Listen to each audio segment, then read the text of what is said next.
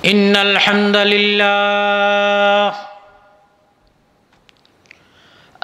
لله نحمده ونستعينه ونستغفره ونؤمن به ونتوكل عليه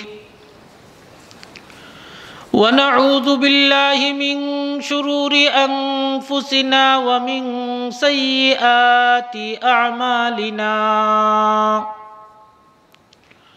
ونعوذ بالله من شرور أنفسنا ومن سيئات أعمالنا من يهده الله فلا مضل له ومن يضلل فلا هادي له ونشهد أن لا إله إلا الله وحده لا شريك له ونشهد أن سيدنا ومولانا محمدا عبده ورسوله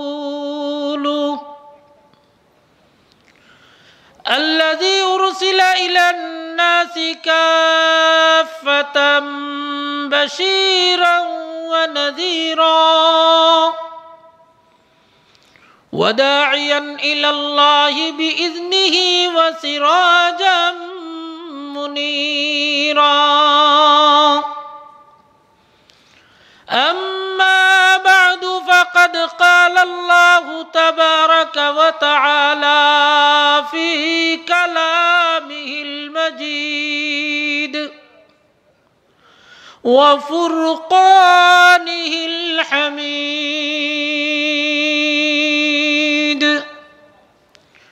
أعوذ بالله من الشيطان الرجيم بسم الله الرحمن الرحيم يا أيها الذين آمنوا قوا أنفسكم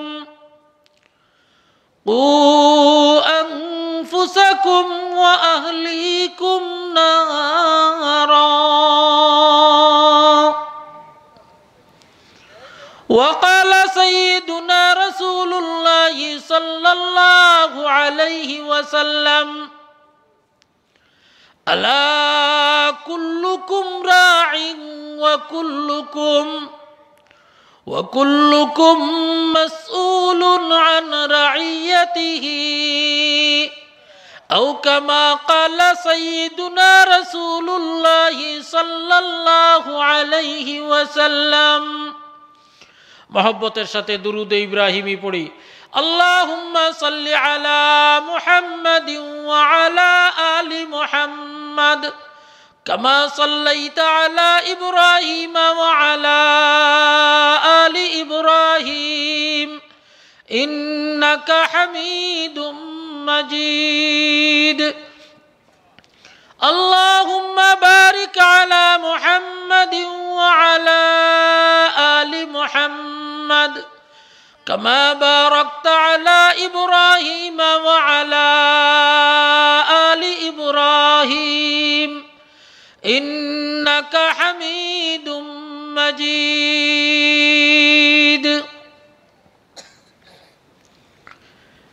الحمد لله আল্লাহ তাবারাকা ওয়া তাআলার শাহী দরবারে অসংখ্য অগণিত শুকরিয়া যে রব্বে করিম অত্যন্ত দয়া করে মায়া করে ভালোবেসে আমাদেরকে এই দ্বীনি মজলিসে কুরআন এবং হাদিসের মজলিসে উলামায়ে কেরামের নিসবতে তথা দুনিয়ার জান্নাতের বাগানে আসবার বসবার কিছু আলোচনা করার শোনার তৌফিক দান করেছেন।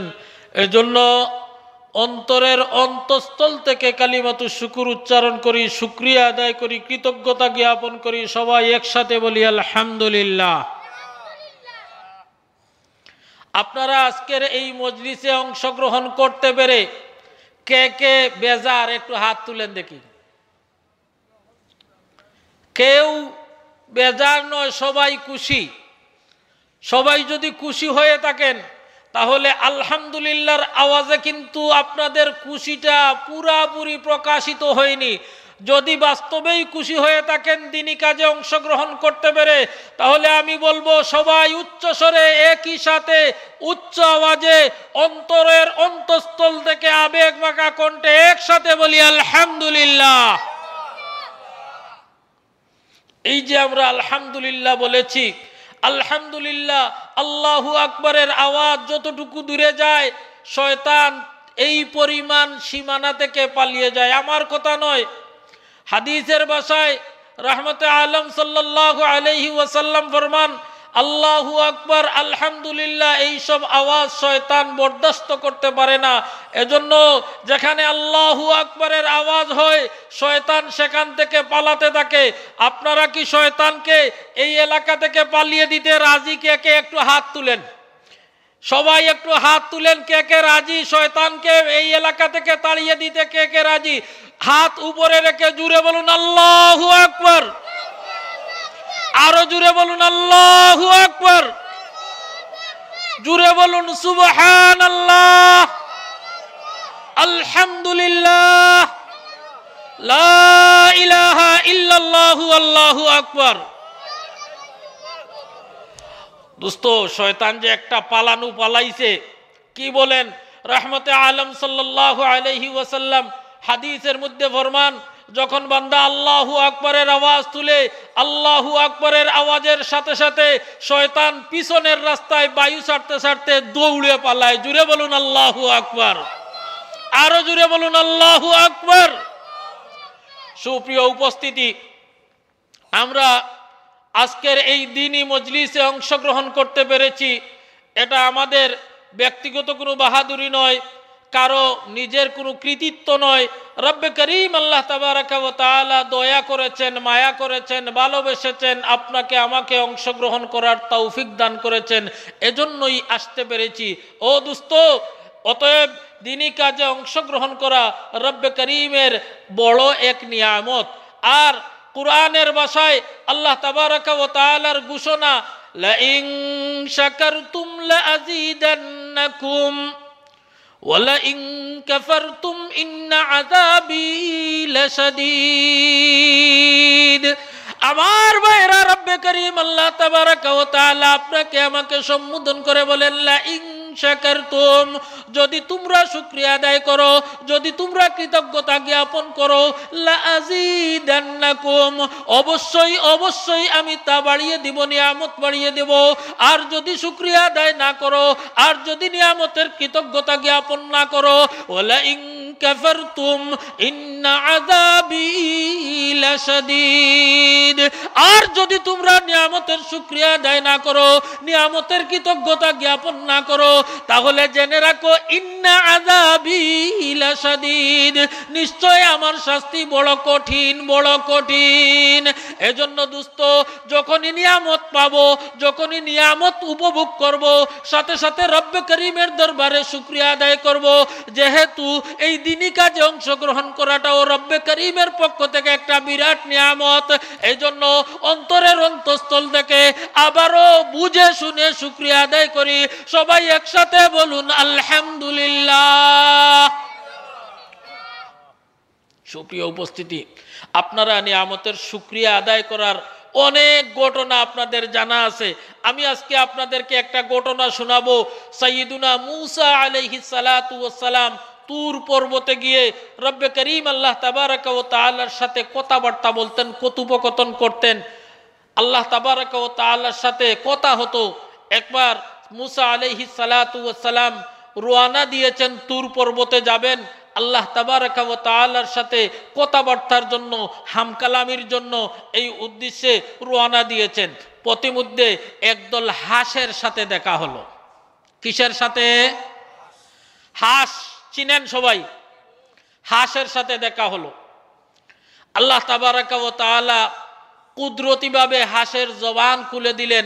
হাঁসের মধ্য থেকে একজন প্রতিনিধি সম্মুখে অগ্রসর হয়ে সাইয়্যিদুনা মূসা আলাইহিস সালাতু ওয়াস সালামকে বলতে আরম্ভ করলো, হে পয়গম্বর, আপনি নিশ্চয় তুর পর্বতে আল্লাহ তাবারাকা ওয়া তাআলার সাথে কথাবার্তা বলার উদ্দেশ্যে বের হয়েছেন।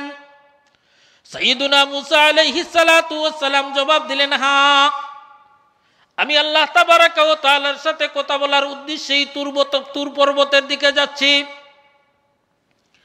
এবার হাসের প্রতিনিধি সাইয়্যিদুনা মুসা আলাইহিস সালাতু ওয়াস সালামের কাছে একটা আরজি পেশ করলো। সে বলতে আরম্ভ করলো, পয়গম্বর, আপনি রব্বে করিম আল্লাহ তাবারাকা ওয়া তাআলার নিকট আমাদের পক্ষ থেকে একটা সংবাদ জেনে আসবেন। তা হলো, দীর্ঘদিন থেকে দুর্ভিক্ষ চলতেছে, কোনো বৃষ্টিপাত হয় নাই, ও না বৃষ্টি চলতেছে। আমরা তো পানির মধ্যে বসবাস করি, পানি আমাদের সবচেয়ে প্রিয়।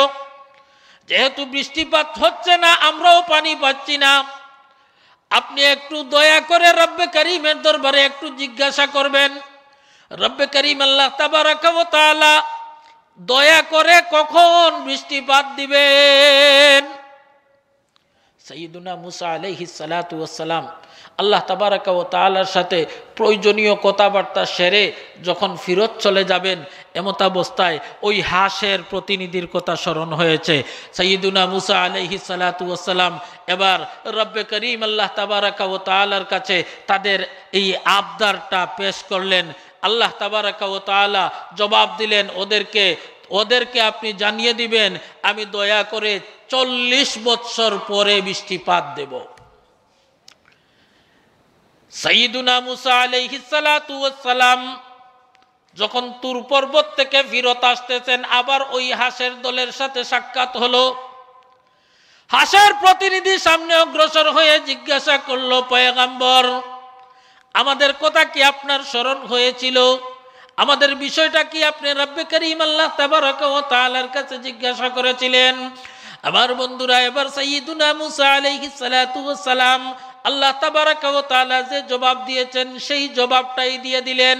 সাইয়্যিদুনা মুসা আলাইহিস সালাতু ওয়াস সালাম বললেন, আল্লাহ তাবারাকা ওয়া তাআলা ঘোষণা দিয়েছেন উনিও দয়া করে এখন থেকে 40 বছর পরে বৃষ্টিপাত দিবেন। 40 বছরের আগে এক ফোঁটা বৃষ্টিও নামবে না।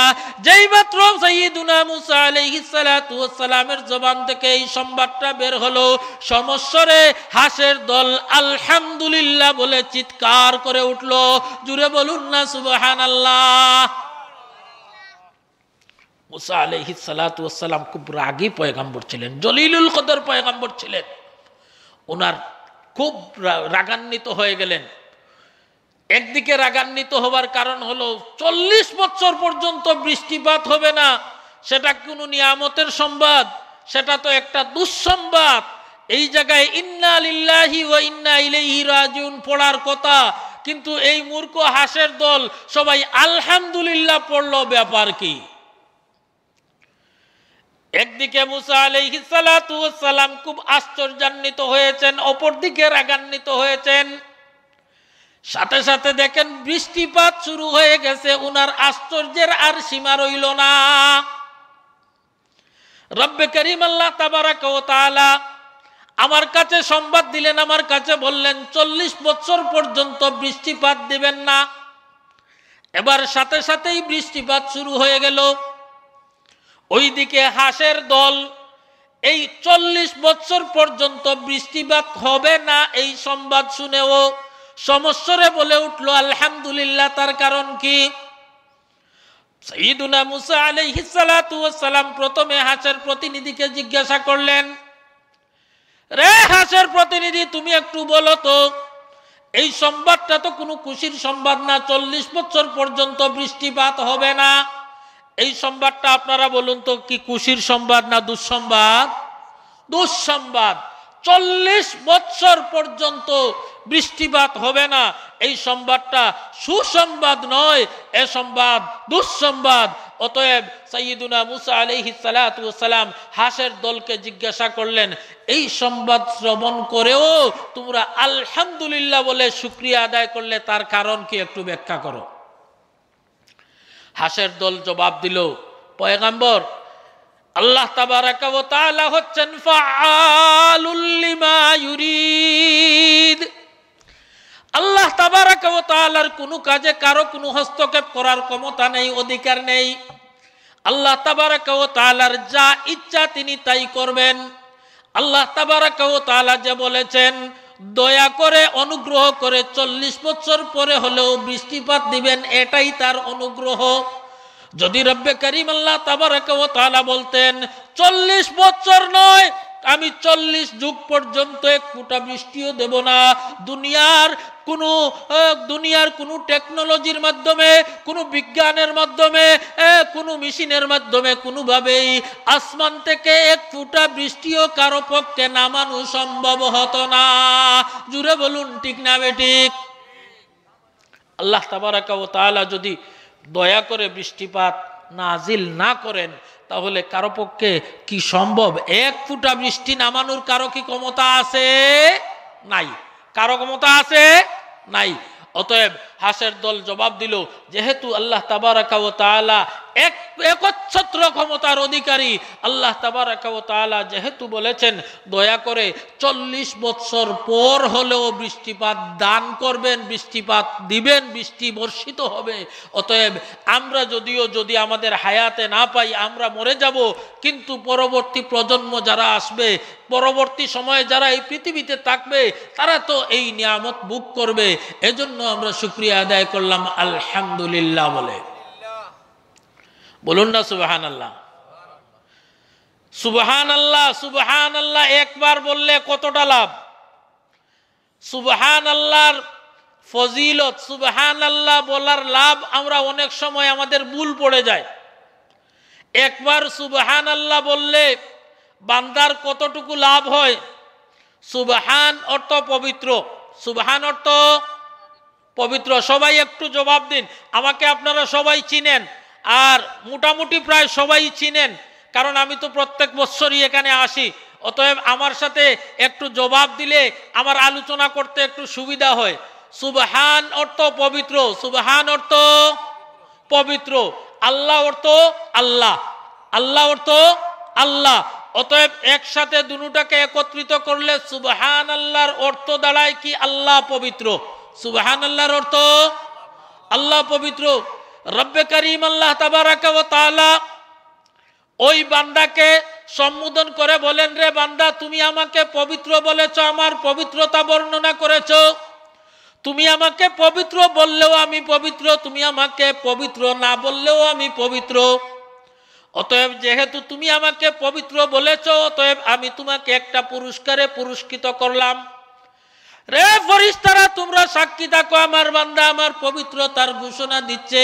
আমি আমার ওই বান্দাকে তার পাপ থেকে পবিত্র ঘোষণা দিলাম। জুড়ে বলুন না সুবহানাল্লাহ। আরো জুড়ে বলুন সুবহানাল্লাহ। তাহলে সুবহানাল্লাহ বলার মধ্যে লাভ না ক্ষতি? লাভ। সুবহানাল্লাহ বলার মধ্যে লাভ না ক্ষতি? লাভ। লাভ যেহেতু, অতএব যেহেতু এই দ্বীনি মজলিসে আমরা অংশগ্রহণ করেছি, জিক্রুল্লাহর মজলিসে যেহেতু আমরা অংশগ্রহণ করেছি, মাঝে মাঝে আমরা সুবহানাল্লাহ, আলহামদুলিল্লাহ, আল্লাহু আকবারের আওয়াজ উচ্চারণ করব। কে কে রাজি আছেন? দুনো হাত দেখতে চাই। জুড়ে বলুন আল্লাহু আকবার, আল্লাহু আকবার। দোস্ত, সুবহানাল্লাহর দ্বিতীয় ফজিলত হাদিসের ভাষায় রহমতে আলম সাল্লাল্লাহু আলাইহি ওয়াসাল্লাম ফরমান, বান্দা যখন একবার সুবহানাল্লাহ বলে, ওই বান্দার নামে জান্নাতে একটা বৃক্ষ রোপণ করা হয়। ওই বৃক্ষ কি পরিমাণ বাড়তে থাকে, কতক্ষণ পর্যন্ত বাড়তে থাকে, যে ওই বান্দা জান্নাতে যতক্ষণ পর্যন্ত না পৌঁছেছে ততক্ষণ পর্যন্ত ওই গাছটা বাড়তে থাকে। ওই গাছের বড়ত্বের পরিমাণ নবী আলাইহিস সালাতু ওয়াস সালাম একটা উপমার মাধ্যমে বুঝিয়েছেন। রহমতে আলম সাল্লাল্লাহু আলাইহি ওয়াসাল্লাম ফরমান, রে আমার সাহাবারা, জেনে রাখো, জেনে রাখো, বান্দা যখন ইখলাসের সাথে একবার সুবহানাল্লাহ বলবে, রব্বে করিম আল্লাহ তাবারাকা ওয়া তাআলা ওই বান্দার নামে তার জান্নাতে একটা বৃক্ষ রোপণ করবেন। ওই বৃক্ষটা এত বিশাল হবে, এত বিশাল হবে, আরবের দ্রুতগামী একটি ঘোড়ার উপর ট্রেনিং প্রাপ্ত একজন ঘুড়সওয়ার যদি আরোহী হয়ে ওই ঘোড়াকে দৌড়াইতে থাকে, 500 বছর পর্যন্ত দৌড়াইতেই থাকবে, ওই গাছের ছায়া শেষ হবে না। জুড়ে বলুন না সুবহানাল্লাহ। বুঝতেছেন? একবার সুবহানাল্লাহ বললে আল্লাহ তাবারাকা ওয়া তাআলা আপনার আমার জন্য জান্নাতে একটা গাছ লাগাবেন। যে গাছের ছায়া হবে এত বিশাল, এত বিশাল। ও দোস্ত, হজরতে সৈয়দনা ইব্রাহিম আলাইহিস সালাতু ওয়াস সালামের উপর যেসব সহিফা নাজিল হয়েছিল ওগুলো আল্লাহর কিতাব, ওগুলো কিতাবুল্লাহ। আর রহমতে আলম সাল্লাল্লাহু আলাইহি ওয়াসাল্লামের উপর যে কুরআন নাজিল হয়েছিল, কুরআন ও কিতাবুল্লাহ কালামুল্লাহ। ও দোস্ত, হজরতে ইব্রাহিম আলাইহিস সালাতু ওয়াস সালামের সহিফাগুলোই জান্নাতের বর্ণনা ছিল। জান্নাত হবে চাটিয়াল ময়দান, দুদু মরুভূমির মতো, দূর দিগন্ত পর্যন্ত শুধু শুধু ময়দান আর ময়দান পরিলক্ষিত হবে। আমাদের নবী রহমতে আলম সাল্লাল্লাহু আলাইহি ওয়াসাল্লামের উপর নাজিলকৃত শ্রেষ্ঠ গ্রন্থ আল্লাহ তাবারক ওয়া তাআলার কিতাব, আল্লাহ তাবারক ওয়া তাআলার কালাম কুরআনে মজিদে জান্নাতের বর্ণনা পাওয়া যায়। বাগান, জান্নাত হবে বাগান, জান্নাত হবে বাগিচা। রহমতে আলম সাল্লাল্লাহু আলাইহি ওয়াসাল্লামকে হযরত সাহাবায়ে কেরাম রিজওয়ানুল্লাহি তাআলা আলাইহিম আজমাইন জিজ্ঞাসা করলেন, ইয়া রাসূলুল্লাহ, ইয়া হাবিবাল্লাহ, যেহেতু সাইয়্যিদুনা মুসা ইব্রাহিম আলাইহিস সালাতু ওয়াস সালামের উপর নাজিলকৃত কিতাবগুলো আল্লাহর কিতাব, আমাদের গ্রন্থ, আমাদের আপনার উপর নাজিলকৃত কিতাব ও আল্লাহর কিতাব, অতএব উভয় কিতাবের বর্ণনার মধ্যে একটু অসামঞ্জস্যতা দেখা যায়, তার নিরসন কিভাবে করতে হয়?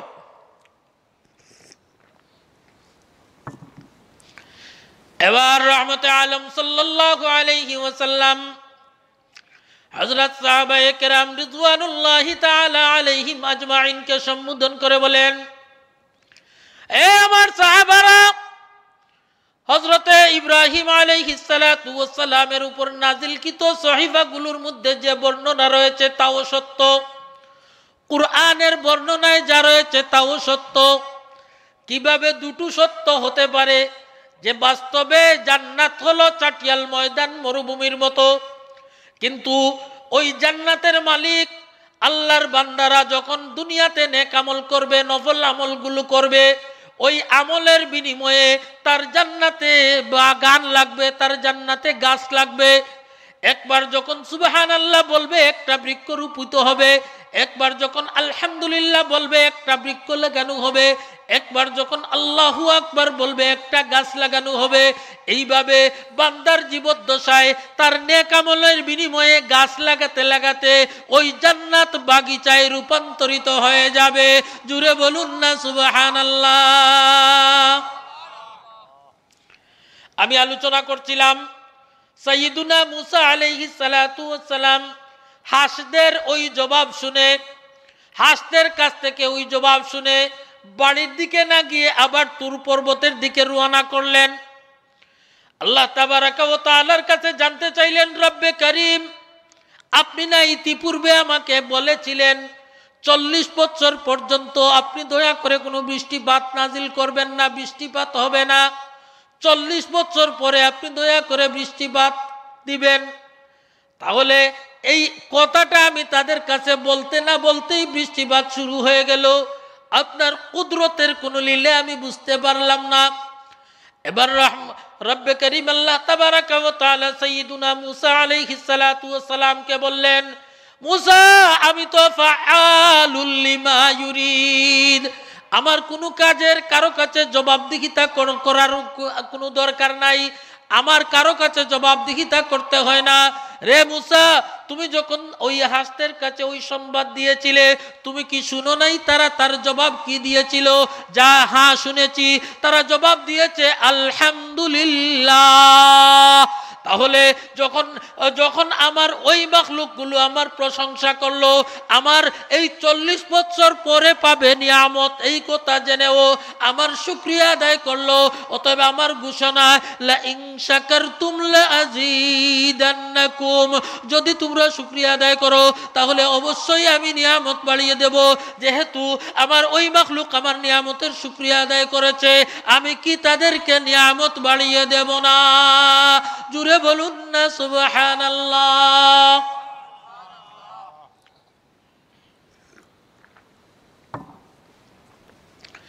প্রিয় উপস্থিতি, আমি আপনাদের সামনে সূরা তাহরিম থেকে 6 নম্বর আয়াতে কারিমা তিলাওয়াত করেছি। 6 নম্বর আয়াতে কারিমার কিছু অংশ তিলাওয়াত করেছি। এবং বিশ্বনবী সাল্লাল্লাহু আলাইহি ওয়াসাল্লামের আহাদিসের ভান্ডার থেকে ছোট্ট একখানা হাদিস তিলাওয়াত করেছি। আল্লাহ তাবারাকা ওয়া তাআলা যদি তৌফিক দান করেন ওই আয়াত এবং হাদিসের আলোকে কিছু দ্বীনি আলোচনা করার চেষ্টা করব ইনশাআল্লাহ। প্রিয় উপস্থিতি, আল্লাহ তাবারাকা ওয়া তাআলা আমাদেরকে এই দুনিয়াতে পাঠিয়েছেন, আমাদের উপর কিছু নির্ধারিত হক রয়েছে, কিছু জিম্মাদারি দিয়ে আমাদেরকে পাঠিয়েছেন। প্রাথমিক পর্যায়ে ওই হকগুলোকে যদি বন্টন করা যায়, ওই জিম্মাদারি দায়িত্বগুলোকে যদি বন্টন করা যায় দুই ভাগে বিভক্ত। একটা হলো আল্লাহর হক, একটা হলো মাখলুক তথা বান্দার হক। হক কয় প্রকার? আমার কথা বুঝে থাকলে বলুন তো, হক কয় প্রকার? দুই প্রকার। হক কয় প্রকার? দুই প্রকার। গুম যাবে, একটু জবাব দিন। হক কয় প্রকার? একটা হলো আল্লাহর হক, একটা হলো আল্লাহর হক, আরেকটা হলো মাখলুক তথা বান্দার হক। আল্লাহ তাবারাকা ওয়া তাআলা সৃষ্টিকর্তা, আল্লাহ তাবারাকা ওয়া তাআলা লালন পালনকারী, আল্লাহ তাবারাকা ওয়া তাআলা রিজিক দাতা, আল্লাহ তাবারাকা ওয়া তাআলা জীবনদাতা, আল্লাহ তাবারাকা ওয়া তাআলা মৃত্যুদাতা। অতএব আল্লাহ তাবারাকা ওয়া তাআলার হকের গুরুত্ব বেশি, আল্লাহ তাবারাকা ওয়া তাআলার হকের গুরুত্ব বেশি। কিন্তু আল্লাহ তাবারাকা ওয়া তাআলার হকের গুরুত্ব যেমন বেশি, আল্লাহ যেমন মহান, আল্লাহর দয়াও তেমন মহান। আর বান্দা যেমন ছোট, তার মানসিকতাও ছোট। এজন্য বান্দার হকের জটিলতা বেশি। কথাগুলো একটু লক্ষ্য করে বুঝবেন। আল্লাহর হকের গুরুত্ব বেশি আর বান্দার হকের জটিলতা বেশি। আল্লাহর হকের গুরুত্ব বেশি কারণ আল্লাহই আমাকে সৃষ্টি করেছেন, আল্লাহই আমাকে লালন পালন করছেন, আল্লাহ তাবারাকা ওয়া তাআলাই আমাকে রিজিক দিচ্ছেন, আল্লাহ তাবারাকা ওয়া তাআলাই আমাকে জীবন দান করেছেন, আল্লাহ তাবারাকা ওয়া তাআলাই আমাদেরকে মৃত্যু দান করবেন। এজন্য আল্লাহ তাবারাকা ওয়া তাআলার হকের গুরুত্ব বেশি। আর বান্দার হকের জটিলতা বেশি কেন? যে বান্দা যেমন ছোট, তার মানসিকতাও ছোট। বান্দা যেমন ছোট, তার মানসিকতাও ছোট। অতএব মানসিকতা ছোট হওয়ার কারণে বান্দা সহজে ক্ষমা করতে চায় না। বান্দা সহজে কি করতে চায় না? ক্ষমা করতে চায় না। পৃথিবীর মধ্যে আল্লাহ তাবারাকা ওয়া তাআলা ব্যতীত পৃথিবীর মধ্যে মানুষের সবচেয়ে আপন হলো তার পিতা আর মাতা। সবচেয়ে আপন মাতা পিতা। কিন্তু পিতাও দেখবেন সন্তানকে একবার, দুইবার, তিনবার কোনো একটা অন্যায় করার পর সন্তানকে সহজে ক্ষমা করতে চান না। একবার সন্তান অন্যায় করেছে, আবার বাবার কাছে ক্ষমা চেয়েছে, বাবা ক্ষমা করে দিয়েছে। দ্বিতীয়বার এইভাবে স্বাভাবিকভাবে ক্ষমা করবে না। দ্বিতীয়বার মা একটু সুপারিশ করেছেন, হ্যাঁ, মার সুপারিশে ক্ষমা করে দিয়েছে। তৃতীয়বার যদি সন্তান আবার ওই অন্যায় করে বসে, তাহলে এবার বাবা সহজে ক্ষমা করতে চাইবে না। এইবার যদি একটু আত্মীয় স্বজন, একটু নিকটাত্মীয় এসে একটু সুপারিশ করে, সবার সুপারিশের মাধ্যমে যদি বাবা ক্ষমা করেও দেয়, চতুর্থবার কিন্তু বাবা আর ক্ষমা করতে চায় না। জুড়ে বলুন ঠিক না বেটি? আরো জুড়ে বলুন ঠিক না বেটি? দোস্ত, দুনিয়ার মানুষ, মাখলুক যেহেতু ছোট, মাখলুকের মানসিকতাও ছোট। আর যেহেতু মানসিকতা ছোট, এজন্য মাখলুকের হকের জটিলতা বেশি। মাখলুকের হকের মধ্যে অনেকগুলো হক রয়েছে। প্রতিবেশীর হক, বাবার হক, মায়ের হক, আত্মীয়র হক, উস্তাদের হক, ছাত্রের হক, সন্তানের হক, পিতার হক, গুরুজনের হক, মুরব্বীদের হক, দেশবাসীর হক, স্বজাতীয় মুসলিমদের হক, অন্য জাতি প্রতিবেশীদের হক। এভাবে মাখলুকের অনেক ধরনের হক রয়েছে। দোস্ত, আমি আপনাদের সামনে এই সব হকগুলোর মধ্য থেকে একটা সিরিয়াস একটা বিষয়ে আজকে ইরাদা করেছি, নিয়ত করেছি, আমি আজকে সন্তানের হক সম্পর্কে আপনাদের সামনে একটু আলোকপাত করার চেষ্টা করব ইনশাআল্লাহ। আমি আলোকপাত করব আজকে সন্তানের মাতা পিতার উপর কয়টা হক রয়েছে, সন্তানের মাতা পিতার কাছে কি কি পাওনা রয়েছে, এই ব্যাপারে একটু আপনাদের সামনে কিঞ্চিত আলোকপাত করার চেষ্টা করব ইনশাআল্লাহ। আমরা দোস্ত অনেক জায়গায় আমরা প্রোগ্রামে যাই, অনেক জায়গায় ওয়াজ মাহফিলে যাই, অনেক বাবাদের পক্ষ থেকে আমাদের কাছে দাবি আসে, হুজুর একটু মাতা পিতার হক সম্পর্কে একটু আলোচনা করবেন, সন্তান যেন মাতা পিতাকে মেনে চলে, মাতা পিতার কথা মানে একটু আলোচনা করবেন।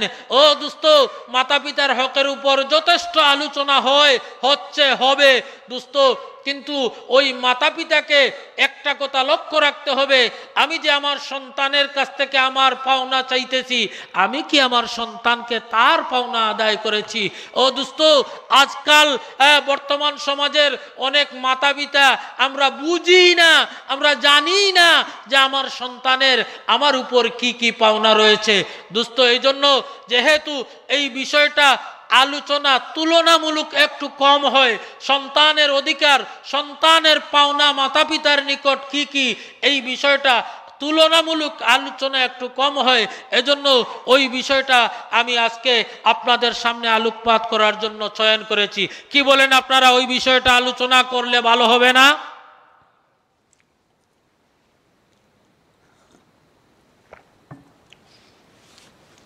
প্রিয় উপস্থিতি,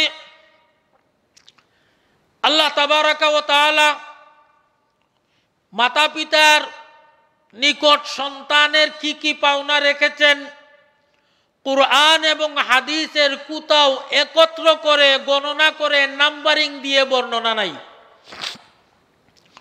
কুরআন এবং হাদিসের বিভিন্ন জায়গায় বিক্ষিপ্তভাবে এই হকগুলোর বর্ণনা আছে।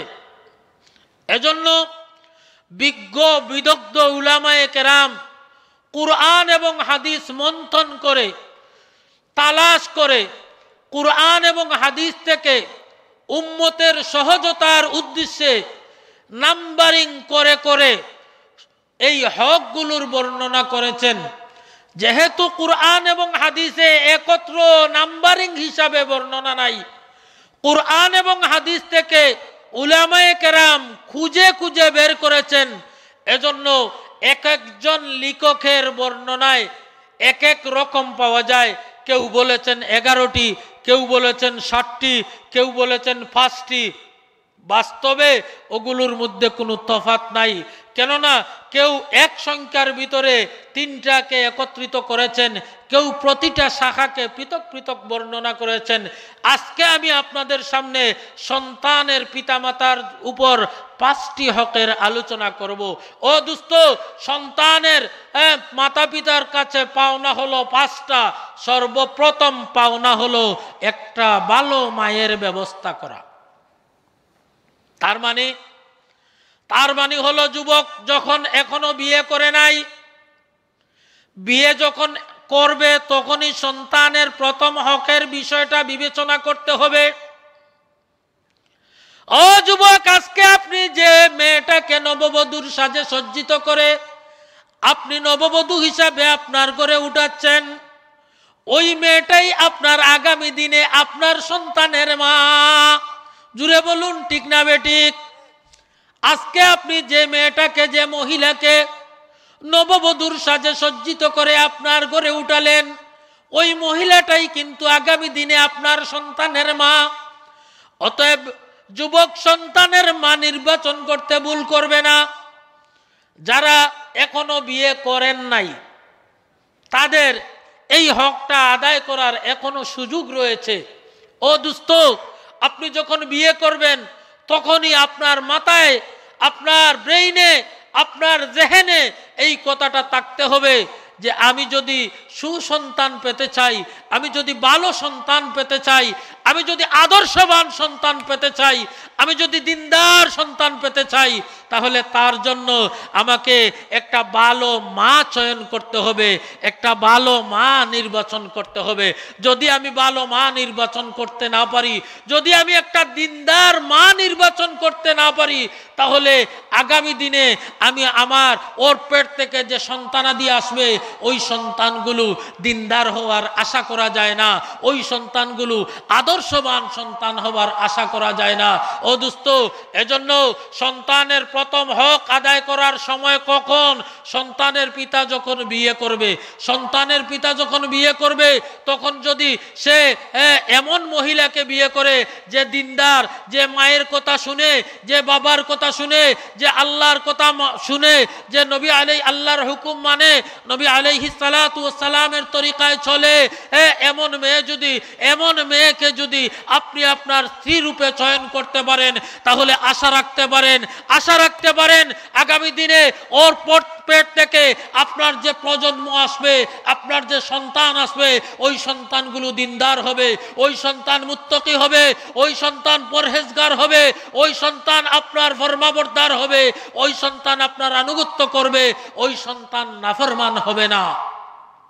পক্ষান্তরে আপনি যদি একটা বেহায়া, বেপনা, অশ্লীলতায় চলাফেরাকারী একটা মেয়েকে, দিনদারহীন একটা মহিলাকে, পর্দাহীন একটা মহিলাকে, বেপর্দায় একটা মহিলাকে আপনি স্ত্রী রূপে চয়ন করেন, এমন মহিলাকে আপনি স্ত্রী রূপে চয়ন করলেন যে রাস্তাঘাটে ফ্রি দেহ প্রদর্শন করে, ও দোস্ত, ওই মহিলার পেট থেকে, ওই মহিলার গর্ভ থেকে কখনো দিনদার সন্তানের আশা করা যায় না। জুড়ে বলুন ঠিক না বেটি? যেভাবে আটি কলার গাছ লাগিয়ে চাম্পা কলা পাওয়ার আশা করা যায় না, চরম বুকামি। আপনি যদি আটি কলার গাছ রোপণ করেন, আটি কলা চিনেন? আটি কলার গাছ রোপণ করে যদি আপনি ভাবতে থাকেন ওই গাছ থেকে চাম্পা কলা ধরবে, ওই গাছ থেকে সফরি কলা ধরবে, তাহলে সেটা যেমন চরম বুকামির পরিচয় হবে। ও দোস্ত, বেদিন, বেপর্দা, বেহায়া, অশ্লীল চলাফেরাকারী একজন মহিলাকে বধূ হিসাবে গ্রহণ করে, স্ত্রী হিসাবে গ্রহণ করে, তার পেট থেকে, তার গর্ভ থেকে দিনদার সন্তান, আদর্শবান সন্তান কামনা করা ঠিক তেমনি বুকামি, বই কিছুই নয়। জুড়ে বলুন ঠিক না বেটি? এজন্য সন্তানের প্রথম হক হলো, বাবা পিতা যখন বিয়ে করবে, তখন বিয়ে করার সময় আপনি আপনার ভবিষ্যৎ আগন্তুক সন্তানের জন্য মা চয়ন করতে হবে, বেছে শুনে, দেখে শুনে।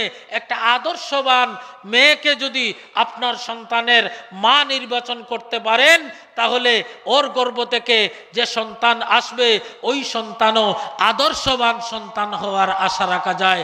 ও দোস্ত, যেসব বাবারা, যেসব মায়েরা আপনার সন্তানকে বিয়ে করাবেন, বিয়ে দিবেন, আপনার মেয়ে বিবাহের উপযুক্ত, আপনার মেয়েকে আপনি বিবাহ দিবেন, আপনার ছেলে বিবাহের উপযুক্ত, আপনার ছেলের জন্য পুত্রবধূ গড়ে আনবেন, আপনাদেরও দায়িত্ব রয়েছে, আপনাদেরও অনেক কর্তব্যবোধ রয়েছে। আপনি আপনার ছেলের জন্য এমন একটা দিনদার পাত্রী নির্বাচন করবেন যে তার বাবার কথা শুনে, যে আল্লাহর হুকুম মানে, যে নবী আলাইহিস সালাতু ওয়াস সালামের তরিকায় চলে। যদি এমন হয়, তাহলে আপনার পরবর্তী প্রজন্ম আদর্শবান হবার, পরবর্তী প্রজন্ম দিনদার হবার আশা করা যায়। আর যদি আপনি সেক্ষেত্রে ভুল করে বসেন, আপনি দিনহীন একটা মেয়েকে আপনার পুত্রবধূ হিসাবে গড়ে তুলেন, তাহলে অল্প কয়েকদিন অপেক্ষা করবেন, তারপর এই দুনিয়াটাই জাহান্নামের একটা রূপ নিতে বেশি সময় লাগে না। ও দোস্ত, আজকাল সমাজে অহরহ ঘটছে, পেপার পত্রিকায়, নেট দুনিয়ায় আপনারা অহরহ দেখছেন, বাবা ছেলের জন্য পুত্রবধূ গড়ে নিয়ে আসছে, কয়েকদিন পর পুত্র এবং পুত্রবধূ মিলে প্রহার করে বাবা মাকে ঘর থেকে তাড়িয়ে দিয়েছে। এমন ঘটনা আমার সোনার বাংলায় ঘটছে কি ঘটছে না? অহরহ ঘটছে, ঘটছে কি ঘটছে না? অহরহ ঘটছে। ও দোস্ত, তার কারণ, একমাত্র কারণ হলো দিন থেকে সরে যাওয়া। হ্যাঁ, আপনি যখন সন্তানের জন্য, ছেলের জন্য পুত্রবধূ নির্বাচন করেছেন, তখন আপনি দিনদারিকে অগ্রাধিকার দেন নাই। ও দোস্ত, বিশ্বনবী সাল্লাল্লাহু আলাইহি ওয়াসাল্লাম ফরমান, তুনকাহুল মারআতু লিআরবাঈন লিমালিহা ওয়া লিজামালিহা ওয়া লিহাসাবিহা ওয়া লিদীনিহা ফাজফার বিযাতিদ্দীন। আমার বন্ধুরা, রাহমাতে আলম সাল্লাল্লাহু আলাইহি ওয়াসাল্লাম আরবের মানুষদের অবস্থা বর্ণনা করেছেন যে আরবের মানুষেরা চারটা বস্তু দেখে বিয়ে করে, মাল দেখে বিয়ে করে, যে মহিলাটার মাল কেমন রয়েছে, সম্পদ কেমন রয়েছে, তার সৌন্দর্য দেখে বিয়ে করে, মহিলাটা সুন্দরী কিনা, তার বংশমর্যাদা দেখে বিয়ে করে, মহিলার বংশমর্যাদা কেমন, তার দিনদারি দেখে বিয়ে করে, তার দিনদারি কেমন। অতঃপর রাহমাতে আলম সাল্লাল্লাহু আলাইহি ওয়াসাল্লাম হযরত সাহাবায়ে কেরাম রিদওয়ানুল্লাহি তাআলা আলাইহিম আজমাইনকে সম্বোধন করে বলেন, ফাজফার বিযাতিদ্দীন, তোমরা দিনদারিকে অগ্রাধিকার দিবে। অতএব মুহাদ্দিসিনে কেরাম এই হাদিসের আলোকে ফরমান যে রাহমাতে আলম সাল্লাল্লাহু আলাইহি ওয়াসাল্লাম পুরো উম্মতকে একটা নির্দেশ দিয়েছেন। সেই নির্দেশ হলো, তুমি যখন কাউকে বিয়ে করবে, তুমি যখন কাউকে বিয়ে করাবে, তখন দিনদারিকেই অগ্রাধিকার দিবে।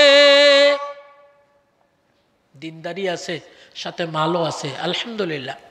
দিনদারি আছে, সাথে মালও আছে, সৌন্দর্য আছে, সুম্মা আলহামদুলিল্লাহ। দিনদারিও আছে, মালও আছে, সৌন্দর্য আছে, বংশমর্যাদাও আছে, আলহামদুলিল্লাহ আলহামদুলিল্লাহ। ভালোর উপর আরো ভালো, ভালোর উপর আরো ভালো, কিন্তু সবটাই আছে, দিনদারি নাই। ও দোস্ত, ওটাকে নবীজির ভাষায় অগ্রাধিকার দিতে যাইও না। নবীজির ভাষায় ওটাকে অগ্রাধিকার দেওয়া যায় না।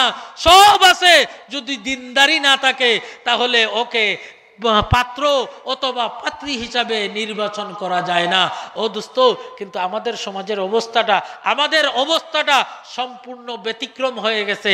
আমাদের অবস্থা হলো, প্রথমেই আমরা দেখি সম্পদ কি পরিমাণ আছে, মাল কি পরিমাণ আছে, সিটিজেন কিনা, লন্ডন আছে কিনা, কানাডাতে থাকে কিনা, ইটালিতে থাকে কিনা, ওই দিক আমরা সর্বপ্রথম দেখি।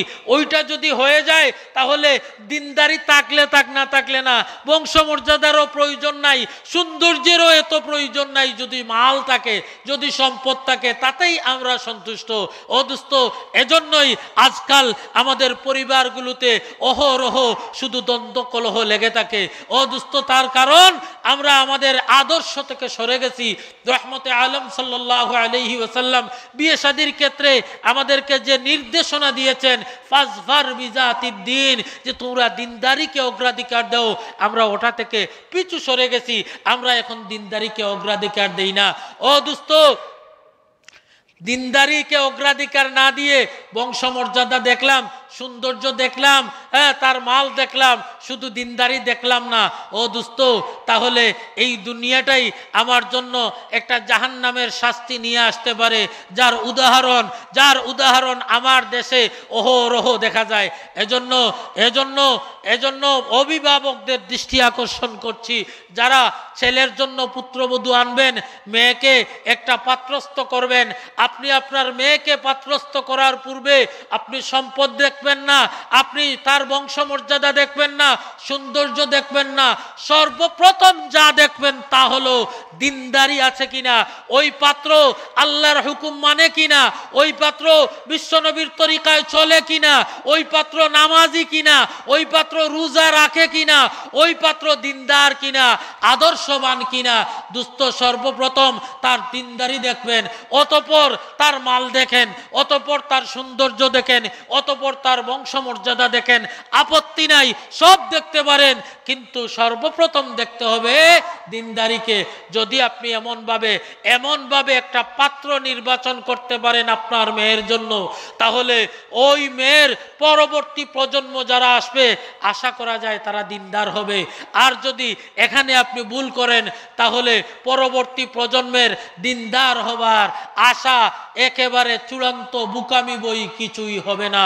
ও দোস্ত, ঠিক সেইভাবে যেসব বাবা মা আপনার পুত্রের জন্য একজন পুত্রবধূ আনবেন, পুত্রকে বিয়ে করাবেন, আপনাকে লক্ষ্য রাখতে হবে যে আমি যে মেয়েটাকে পুত্রবধূ রূপে চয়ন করলাম ওই মেয়েটার মধ্যে দিনদারি কতটুকু আছে, ওই মেয়েটা আল্লাহর হুকুম কতটুকু মানে, ওই মেয়েটা তার মাতা পিতার বাধ্য না অবাধ্য, ওই মেয়েটা নবী আলাইহিস সালাতু ওয়াস সালামের তরিকায় চলে কি চলে না, ওই মেয়েটা পর্দা মেনে চলে কি চলে না, এই সব দেখে একটা দিনদার মেয়ে যদি আপনি আপনার পুত্রের জন্য পাত্রী হিসাবে নির্বাচন করতে পারেন, তাহলে ফলাফল কি হবে? ও দোস্ত, ফলাফল হবে ওর গর্ভ থেকে পরবর্তী আপনার যে প্রজন্ম আসবে এরা দিনদার হওয়ার আশা করা যায়। এক দুইটা উদাহরণ আমি আপনাদের সামনে তুলে ধরব।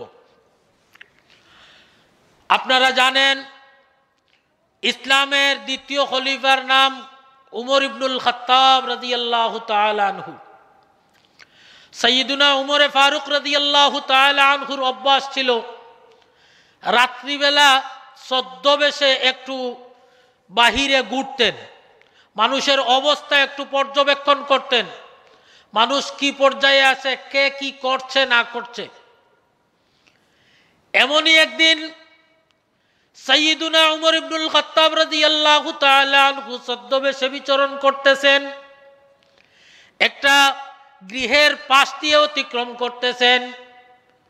এমত অবস্থায় শুনতে পেলেন গৃহে দুইজন মহিলার কথোপকথন। ওই দুইজন মহিলা, একজন মা আর আরেকজন মেয়ে।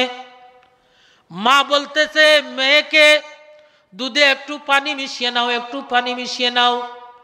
মেয়ে বলতেছে মা দুধে তো পানি মিশানো যাবে না, খলিফাতুল মুসলিমিন আমিরুল মুমিনিন উমর ইবনুল খাত্তাবের নিষেধ ঘোষণা, কেউ দুধে বিক্রি করার জন্য পানি মিশাতে পারবে না।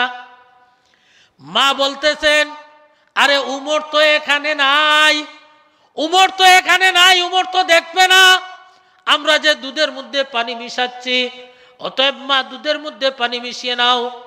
মেয়েটা জবাব দিল মা যদিও খলিফাতুল মুসলিমিন উমর ইবনুল খাত্তাব এই জায়গায় উপস্থিত নেই, কিন্তু উমরের আল্লাহ তো দেখতেছেন, উমরের আল্লাহ তো দেখতেছেন, যিনি আমাদেরও সৃষ্টিকর্তা উমরের সৃষ্টিকর্তা, ওই আল্লাহ তাবারাকা ওয়া তাআলা তো দেখতেছেন আমরা যে দুধের মধ্যে পানি মিশাইতেছি। অতএব মা আমি কিছুতেই দুধের সাথে পানি মিশাতে পারবো না। জুড়ে বলুন না সুবহানাল্লাহ, আরো জুড়ে বলুন সুবহানাল্লাহ। পিছনের যাদের ঘুম আসছে আর একটু জুড়ে বলুন সুবহানাল্লাহ। সাইয়্যিদুনা উমর ইবনুল খাত্তাব রাদিয়াল্লাহু তাআলা আনহু সুজা সিংহাসনে চলে গেলেন। পরদিন সংবাদ নিয়ে জানতে পারলেন ওই মেয়েটার এখনো বিবাহ হয় নাই। ওই মেয়েটাকেই নিজের পুত্রবধূ রূপে চয়ন করে নিলেন। যে মেয়েটার মধ্যে আল্লাহর ভয় আছে, যে মেয়েটা আল্লাহকে ভয় করে, যে মেয়েটার মধ্যে দিনদারি আছে, ওই মেয়েটাই আমার পুত্রবধূ হওয়ার জন্য অধিক উপযুক্ত। জুড়ে বলুন না সুবহানাল্লাহ। ইতিহাস সাক্ষী ওই মেয়ের গর্ভের প্রজন্ম থেকে পরবর্তীতে খলিফায়ে সানি, খলিফায়ে ইসলামের মধ্যে দ্বিতীয় উমর যাকে বলা হয়, উমর ইবনে আব্দুল আজিজ রাহমাতুল্লাহি আলাইহির জন্ম। জুড়ে বলুন না সুবহানাল্লাহ। অতএব মা যদি দিনদার হয় তার পরবর্তী প্রজন্ম দিনদার হবে, মা যদি নেককার হয় পরবর্তী প্রজন্ম নেককার হবে, মা যদি পর্দাশীলা হয় তার সন্তানাদিও পর্দাশীলা হবে, মা যদি বেপর্দা হয় তার গর্ভ থেকে যে মেয়েটা আসবে সেটা পর্দাশীলা হওয়ার আশা করা যায় না। জুড়ে বলুন ঠিক না বেঠিক? আচ্ছা আপনারা বলুন তো, ইদানিং অনেক মেয়েকে রাস্তাঘাটে দেখা যায় খুব স্কিন টাইট প্যান্ট এবং খুব টাইট ফিট শার্ট পরে রাস্তাঘাটে বের হয়। বাজার হাটে গোয়ালা বাজার গেলে অনেক সময় চৌকে পড়ে, সিলেট শহরে গেলে অনেক সময় চুকে পড়ে, দেখা যায় কি দেখা যায় না? আচ্ছা আপনারা বলুন তো, আজকে থেকে 30-40 বছর আগে ওদের নানি এবং দাদির ইতিহাসটা কেমন ছিল? ওই সময় ওই ধরনের পোশাক পরে আমাদের এই দেশের কোনো মহিলা কি বের হতো? বের হতো না। ওই সময় ওই যে মেয়েটা আজ একেবারে অর্ধ উলঙ্গ হয়ে রাস্তায় ফ্রি ফ্রি দেহ প্রদর্শন করছে, ওই তার নানি এবং দাদির ইতিহাস যদি দেখতে যান তাহলে খুঁজে দেখবেন তার দাদি এবং নানির ইতিহাস এমন ছিল যে 12 হাতের জায়গায় দাদা যদি 1 হাত কম শাড়ি কিনে দিছে তাহলে দাদি মানত না, যে না ওই শাড়ি বাট্টি ওইটা আমি পরতে পারবো না, ওইটা দিয়ে আমার মাথার আঁচল হবে না, ওইটা দিয়ে আমার পেট ডাকবে না, ওইটা দিয়ে আমার পিঠ ডাকবে না, এই এত শর্ট শাড়ি আমি কি করতে পারবো না, পরতে পারবো না। যেই মেয়েটার দাদি এবং নানির ইতিহাস এমন ছিল, তার পরবর্তী প্রজন্ম এসে যদি অর্ধ উলঙ্গ হয়ে রাস্তায় বের হতে পারে, বেহায়াপনা অশ্লীলতায় নিমজ্জিত হয়ে যেতে পারে, তাহলে এই মেয়েকে যারা বিয়ে করবে, এই মেয়ের গর্ভ থেকে যে সন্তান আসবে, সে তো অন্তত ফুল প্যান্ট পরতে চাইবে না, সে অন্তত পক্ষে হাফ প্যান্ট পরে রাস্তায় চলতে চাইবে। জুড়ে বলুন ঠিক না বেটি? ও দোস্ত, এই জন্য আপনি আপনার সন্তানের জন্য যখন পুত্রবধূ চয়ন করবেন,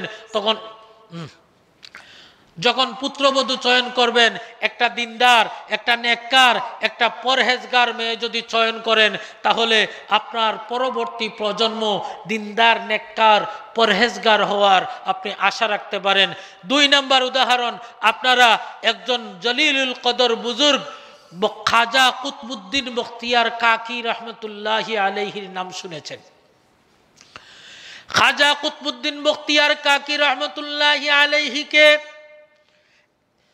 একেবারে ছোটবেলা উনার মা হাতে ধরে নিয়ে যাচ্ছেন, মক্তবে দিবেন। এমত অবস্থায় আল্লাহর একজন ওলি, একজন মজুব ব্যক্তি কুতবুদ্দিন বখতিয়ার কাকি রহমতুল্লাহি আলাইহির মাকে বললেন, হে মা, আপনার সন্তানকে নিয়ে ওই মক্তবে নয়, আপনার সন্তানকে নিয়ে খাজা মঈনুদ্দিন চিশতির দরবারে চলে যান। খাজা মঈনুদ্দিন চিশতির দরবারে কুতবুদ্দিন বখতিয়ার কাকি রহমতুল্লাহি আলাইহিকে উনার মা নিয়ে গেলেন। খাজা মঈনুদ্দিন চিশতি রহমতুল্লাহি আলাইহি কুতবুদ্দিন বখতিয়ার কাকিকে তালিম দেওয়ার জন্য, শিক্ষা দেওয়ার জন্য একজন শিক্ষক নিয়োগ করলেন। একজন শিক্ষকের হাতে দিয়ে বললেন, আপনি এই ছেলেটাকে কুরআন শিক্ষা দিন। শিক্ষক খাজা কুতবুদ্দিন বখতিয়ার কাকি রহমতুল্লাহি আলাইহিকে শিক্ষা দিতে আরম্ভ করলেন। বাবা বলো তো আউযু বিল্লাহি মিনাশ শাইতানির রাজীম। কুতবুদ্দিন বখতিয়ার কাকি রহমতুল্লাহি আলাইহি আউযু বিল্লাহর সাথে বিসমিল্লাহ পাঠ করলেন। এবার শিক্ষক বললেন, বলো আলিফ। কুতবুদ্দিন কাকি রহমতুল্লাহি আলাইহি আলিফ থেকে ইয়া পর্যন্ত বলে দিলেন। শিক্ষক সূরা ফাতিহার প্রথম আয়াত তিলাওয়াত করলেন। কুতবুদ্দিন বখতিয়ার কাকি রহমতুল্লাহি আলাইহি পুরা সূরা ফাতিহা শুনাইয়া দিলেন।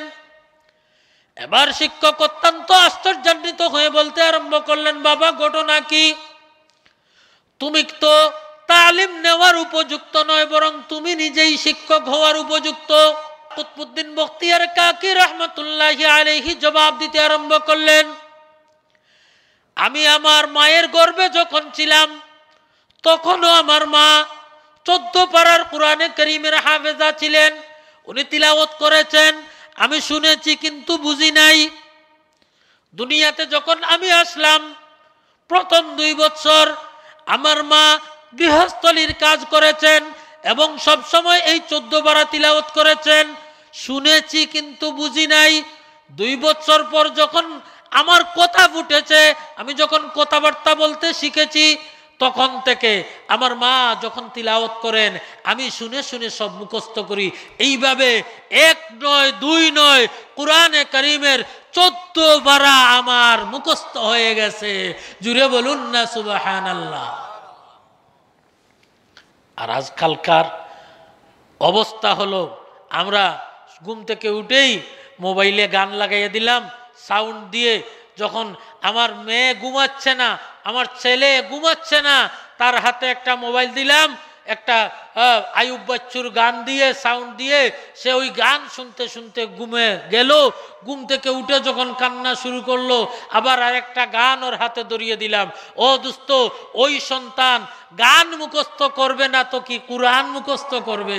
ওই সন্তান তো গানই মুখস্থ করবে। দোস্ত, মা যেমন সন্তান তেমন হওয়ার আশা করা যায়। এর উদাহরণস্বরূপ আমি বলছিলাম কুতবুদ্দিন বখতিয়ার কাকি রহমতুল্লাহি আলাইহির মা কুরআনে কারীমের 14 পারার হাফেজা ছিলেন। উনি আটতে বসতে উঠতে বসতে চলতে ফিরতে গৃহস্থলীর কাজকর্ম করতে সর্বাবস্থায় কুরআনে কারীমের তিলাওয়াত করতেন। সন্তানকে দুধ পান করাচ্ছেন, কুরআনে কারীমের তিলাওয়াত করছেন। সন্তানকে সেবা শুশ্রূষা করছেন, কুরআনে কারীমের তিলাওয়াত করছেন। শুনতে শুনতে সন্তান কুতবুদ্দিন বখতিয়ার কাকি রহমতুল্লাহি আলাইহি 14 পারার কুরআনে কারীমের হাফিজ হয়ে গেছেন শুনে শুনে। এই জন্য জুড়ে বলুন সুবহানাল্লাহ, আরো জুড়ে বলুন সুবহানাল্লাহ। ও দোস্ত, আমি আলোচনা করছিলাম যে মা যেমন হবে সন্তান এমন হওয়ার আশা করা যায়। মা যদি ভালো হয় সন্তান ভালো হওয়ার আশা করা যায়। যদি আপনি চাম্পা কলা খেতে চান তাহলে আপনাকে চাম্পা কলার গাছই রোপণ করতে হবে। আটি কলার গাছ রোপণ করে চাম্পা কলার আশা করা বোকামি। বেদিন পর্দাহীন দিনদারহীন অশ্লীল বেহায়া মেয়েকে শাদী করে তার গর্ভ থেকে দিনদার সন্তান, দিনদার আদর্শবান সন্তান পাওয়ার আশা করা সেই রকম বোকামি। আল্লাহ তাবারাকা ওয়া তাআলা আমরা যারা এখনো আমার যেসব যুবক বন্ধুরা বিয়ে করেন নাই আপনাদেরকে বিয়ের সময় এই বিষয়গুলো লক্ষ্য রাখার, যেসব অভিভাবকরা ছেলে মেয়েকে পাত্রে পাত্রস্থ করবেন আপনাদেরকে পাত্রে পাত্রস্থ করার সময় এই বিষয়টা লক্ষ্য রাখার অনুরোধ করছি। আল্লাহ তাবারাকা ওয়া তাআলা তৌফিক দান করুন। সবাই বলুন আমিন, আরো জুড়ে বলুন আমিন। দ্বিতীয় একটা বিষয়, বিয়েটা হতে হবে ইসলামী তরিকায়। বিয়েটা হতে হবে ইসলামী তরিকায়। ও দোস্ত, বিয়ে একটা নেক আমল, কিন্তু আজকাল আমাদের অবস্থা এমন হয়ে গেছে একটা বিয়ার মজলিসে, একটা বিয়ার অনুষ্ঠানে, একটা বিয়ের আয়োজনে নেক কাজের চেয়ে পাপাচারের সংখ্যা কম হয় না বেশি হয়? আমার কথা আপনারা বুঝেন নাই। বিয়ের অনুষ্ঠানে নেক কাজ বেশি হয় না গুনাহ বেশি হয়? গুনাহ বেশি হয়। আজকাল তো এমন একটা অবস্থা দাঁড়িয়েছে, এখন শহরাঞ্চলে আরেকটা শুরু হয়েছে গায়ে হলুদ। হ্যাঁ, গায়ে হলুদ। গায়ে হলুদের দিন মায়ও নাচে, বাবাই নাচে, সন্তান নাচে, ছেলে নাচে, মেয়ে নাচে, মামাই নাচে, মামি নাচে, ফুফাই নাচে, সবাই শুধু নাচে। বললে বলে ছেলের বিয়ে একটু আনন্দ করলাম, কি এইরকম বলে না? বাবাকে যদি বলেন বা আপনিও নাচতেছেন, জবাব দিবে ছেলের বিয়ে একটু নাচলাম, একটু আনন্দ করলাম। ও দোস্ত, যেই বিয়ে এমন হবে, যেই বিয়ের মধ্যেই ইসলামী আদর্শ থাকবে না, যেই বিয়ের মধ্যে নেকি থেকে পাপ বেশি হবে, ওই বিয়ে থেকে বরকতওয়ালা আওলাদ আসার আশা করা যায় না। ওই বিয়েতে ওই দাম্পত্য জীবনে বরকত পাওয়ার আশা করা যায় না। দেখা যায় অনেক ধুমধামে বিয়ে হয়, 6 মাস যায় না তারপরই ডিভোর্স শুরু হয়ে যায়। অনেক আনন্দ উল্লাস করে বিয়ে হয়, 3 মাস পরেই দেখা যায় কোর্টে মামলা হয়ে যায়। অনেক ধুমধাম করে বিয়ে হয়, কয়েকদিন পরে দেখা যায় একটাই আরেকটাকে কেটে মেরে ফেলে যায়। এমন ঘটনা আমার সমাজে অহরহ দেখা যায় কি না? জুড়ে বলুন, দেখা যায় কি না? দেখা যায়। অহরহ দেখা যায়। তার কারণ হলো ওই বিসমিল্লাতেই আমি ভুল করেছি, সূচনাতেই আমি ভুল করেছি। বিয়ে একটা নেক আমল, ওই নেক আমলের মধ্যে বদ্দিনীর মাধ্যমে আমি ওই ওই ওই শুভ কাজটা সমাধান করেছি। যেখানে ইসলামী তরিকা আমার গ্রহণ করার কথা ছিল, সেখানে আমি সম্পূর্ণ নাস্তিক, মুরতাদ, বেঈমান, কাফেরদের সংস্কৃতি গ্রহণ করেছি। এজন্য ওই বিয়েতে বরকতের চেয়ে, মঙ্গলের চেয়ে অমঙ্গলই আমার জন্য বেশি হয়। জুড়ে বলুন ঠিক না বেঠিক? আরো জুড়ে বলুন। দোস্ত, যাক, সন্তানের মাতা পিতার কাছে প্রথম পাওনা আপনাদের মনে আছে, একজন ভালো মায়ের ব্যবস্থা করা। সন্তানের মাতা পিতার নিকট প্রথম হক, প্রথম পাওনা, মাতা পিতা যখন বিয়ে করবেন তখন, আর সেটা হলো মার জন্য একজন ভালো বাবার ব্যবস্থা করা, বাবার জন্য একজন ভালো মায়ের ব্যবস্থা করা। 2 নাম্বার হক, সন্তান যখন ভূমিষ্ঠ হবে তখন সন্তানের একটা উন্নত, একটা সুন্দর নামে নামকরণ করা, সন্তানের জন্য আকিকা করা। সন্তানের 2 নাম্বার হক, সন্তানের জন্য একটা উন্নত নাম, একটা ভালো নামে তাকে নামকরণ করা। বিশ্বনবী সাল্লাল্লাহু আলাইহি ওয়াসাল্লাম ফরমান, মান উলিদা লাহু ওয়ালাদ ফালইউহসিন ইসমাহু, যার কোনো সন্তান ভূমিষ্ঠ হয় সে যেন একটা সুন্দর নামে তাকে নামকরণ করে। ও দোস্ত, আজকাল আধুনিক মা আর বাবা অত্যাধুনিক নাম খুঁজতে গিয়ে আজ আমরা আমাদের সন্তানদের নাম এমনভাবে নামকরণ করি যে ওই নাম শুনে ওই সন্তানটা মুসলমান না হিন্দু না বৌদ্ধ না খ্রিস্টান বুঝার কোনো উপায় নাই। জুড়ে বলুন ঠিক না বেঠিক? আমরা আজ নামকরণ করি নান্টু, বল্টু, পিন্টু, নুন্টু, পিঙ্কি, মিঙ্কি, টিঙ্কি, ইন্নি, তিন্নি, আছে এইরকম নাম আছে, এইরকম নাম আছে, অহরহ সমাজে আছে। আজকালকার মা বাবারা, আধুনিক মা বাবারা নামের মধ্যেও অত্যাধুনিকতা খুঁজতে গিয়ে নিজের সন্তানের নামটা এমনভাবে নামকরণ করছে যে নামের অর্থ কি সে জানে না, যে নামের অর্থ কি সে বুঝে না। ওই নামের মধ্যে কোনো মুসলমানিত্বের লেশমাত্র থাকে না, নাম শুনে বুঝার উপায় থাকে না ওই ছেলে ওই মেয়েটা হিন্দু না মুসলমান। অনেক মুসলমানের সন্তানের নাম আছে সুমন, অনেক হিন্দুর নাম ছেলের নাম আছে সুমন, অনেক মুসলমানের সন্তানের নাম আছে পিন্টু, অনেক হিন্দু ছেলের নাম আছে পিন্টু। আছে কি না? আছে। আর সমাজে আমরা পাই, অহরহ আমরা দেখতে পাই।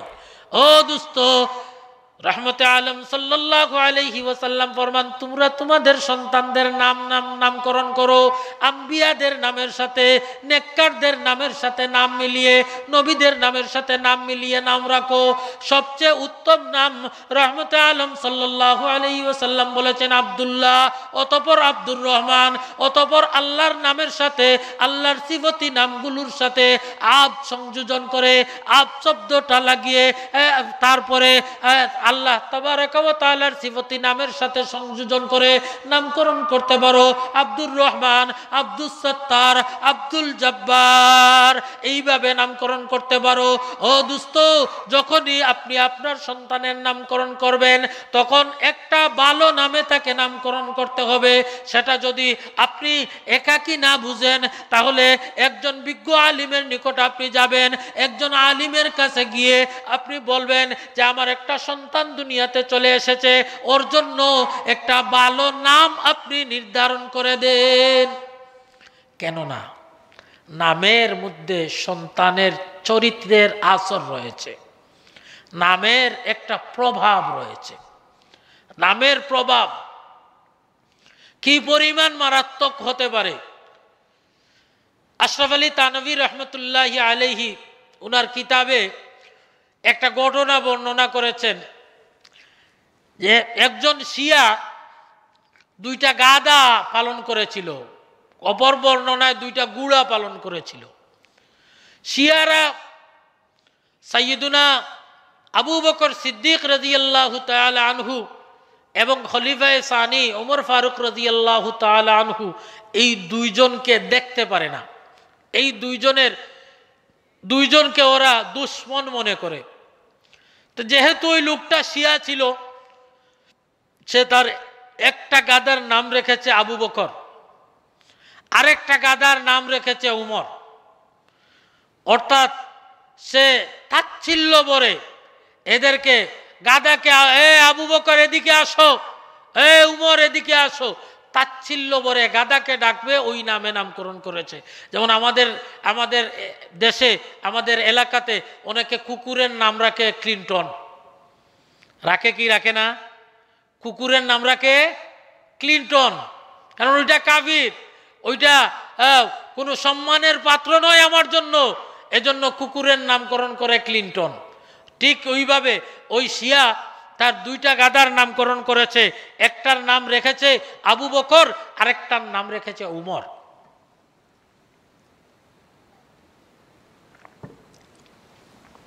কয়েকদিন পরে হঠাৎ শোনা গেল যে তার একটা গাদা তাকে লাথি দিয়েছে এবং লাথি তার তলপেটে লেগেছে এবং সে সাথে সাথে মৃত্যুবরণ করেছে।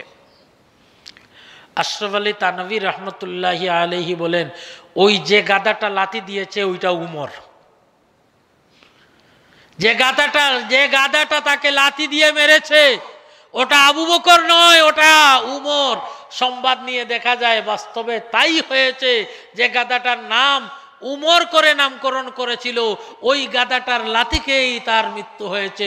ও দোস্ত, এই ঘটনা থেকে আশরাফ আলী থানভী রহমতুল্লাহি আলাইহি, উনি হাকিমুল উম্মত ছিলেন, উনি আমাদেরকে বুঝিয়েছেন এই কথা, ও দুনিয়ার মুসলমানেরা, তুমি যখন তোমার সন্তানের নামকরণ করবে, নান্টু পিন্টু কিন্তু এগুলো নামকরণ করবে না, একটা উত্তম নামে নামকরণ করবে, একটা ভালো নামে নামকরণ করবে, কারণ নামেরও আসর রয়েছে, নামেরও প্রভাব রয়েছে। ও দোস্ত, আজকাল তো এমন অবস্থা হয়ে গেছে, আজকাল মুসলমানের দিকে তাকালে মুসলমানের দেহর মধ্যে এমন অবস্থা, মুসলমানের ইন টোটাল বডির মধ্যে ইসলামের কোনো চিহ্নই মুসলমান রাখতে রাজি নাই।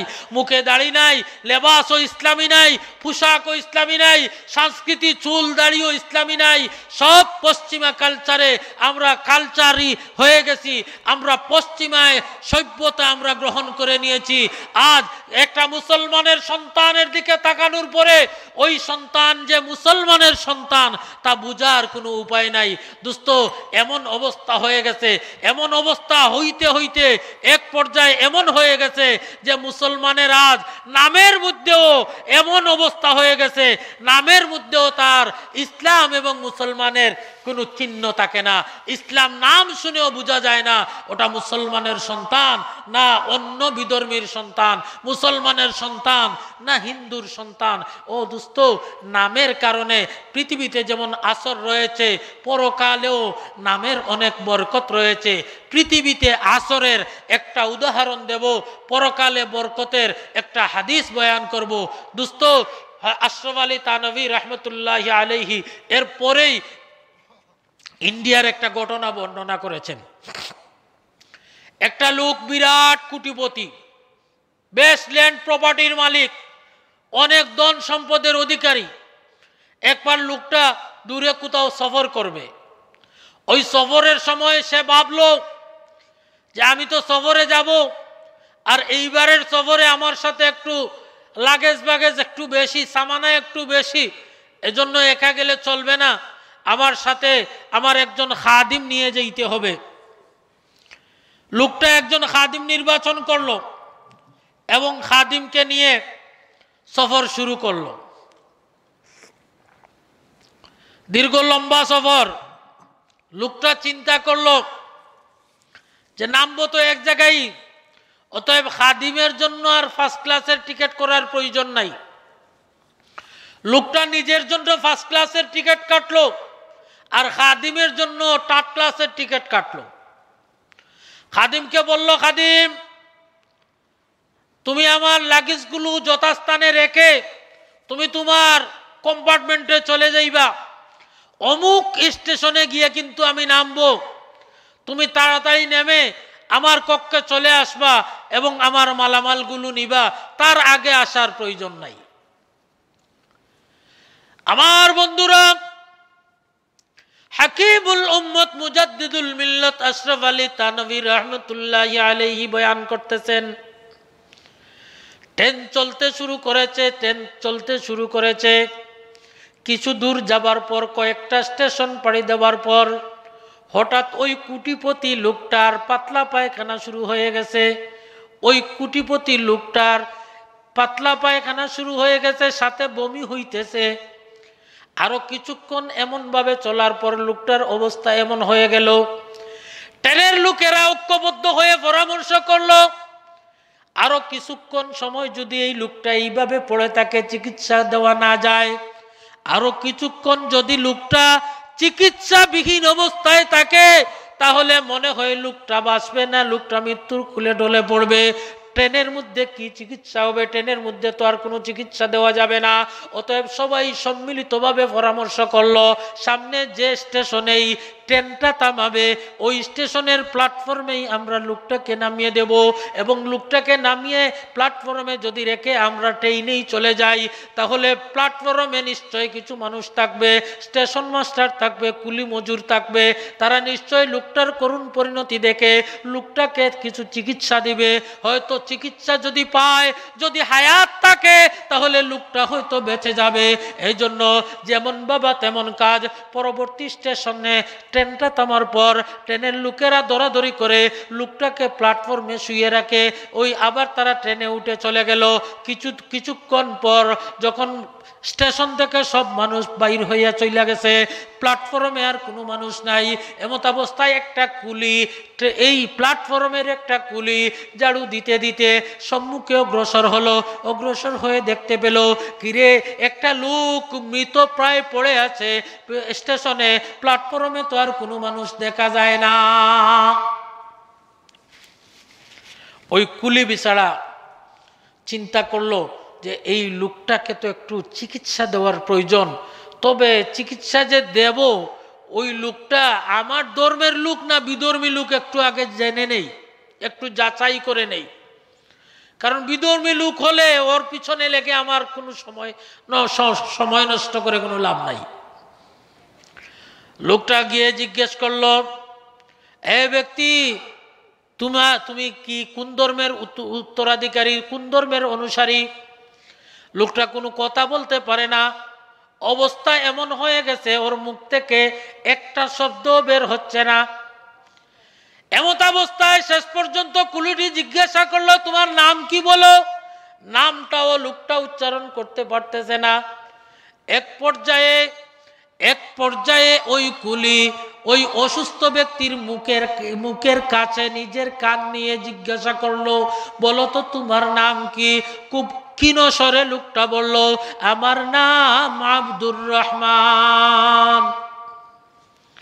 কুলি দাঁড়িয়ে উঠে চলে গেল, আর চিকিৎসা করলো না, কোনো চিকিৎসার ব্যবস্থা করলো না। কারণ ওই এলাকাটা ছিল হিন্দু অধ্যুষিত এলাকা, ওই এলাকাটা ছিল মুসলমানদের মুসলমানদেরকে তারা একেবারে দেখতে পারে না এমন একটা এরিয়া, মুসলমানদেরকে যারা চিরশত্রু মনে করে এমন একটা এরিয়া। ওই হিন্দু অধ্যুষিত এরিয়ায় হিন্দু কুলি যখন নাম শুনলো ওই লোকটার নাম আব্দুর রহমান, ওই